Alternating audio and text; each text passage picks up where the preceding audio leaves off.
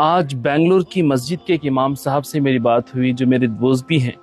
انہوں نے کہا کہ وہ ایک مسجد میں 8 سال سے امامت کرتے تھے، خطابت پلس مؤذن بھی وہی تھے، مدرسہ بھی پڑھاتے تھے، ساری خدمات بڑی دل سے کر رہے تھے۔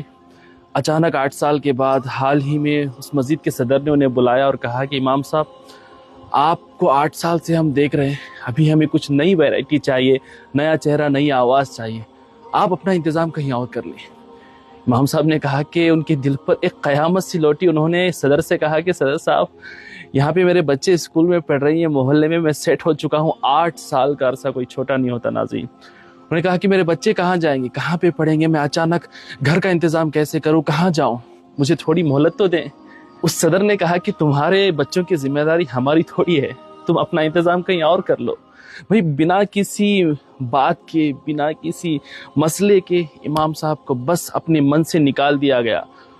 سوچی وہ امام صاحب کہہ رہے تھے کہ میں یہاں تو انہیں معاف کر دوں گا، لیکن قیامت کے دن اللہ کی بارگاہ میں عرض کروں گا کہ مالک میری اور میرے بچوں کی کیا غلطی تھی کہ ان لوگوں نے ہم پر اتنا ظلم کیا۔ یہ صرف بنگلور کے کسی امام کی بات نہیں ہے، بلکہ ہندوستان بھر میں ہمارے علماء کی یہی حالت ہو چکی ہے کہ کبھی بھی کسی کو بھی مسجد کی کمیٹی والے بنا کسی وجہ کے نکال دیتے ہیں اور کہتے ہیں کہ ہمیں کوئی نئی آواز، نیا چہرہ چاہیے۔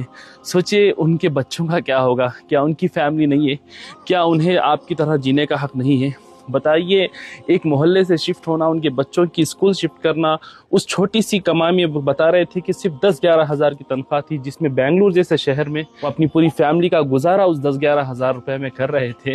یہ بڑے افسوس کی بات ہے کہ ہماری قوم کہاں جا رہی ہے۔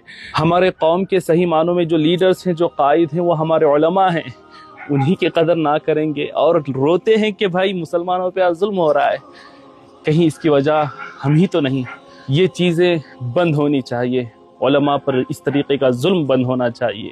دوستو اس ویڈیو کو آگے ضرور شیئر کرنا تاکہ کسی اور امام کے ساتھ اس طریقے کا نہ ہو، اور کہیں ہو تو آپ اپنے محلے کے امام کے سپورٹ میں ضرور کھڑے ہوئیے۔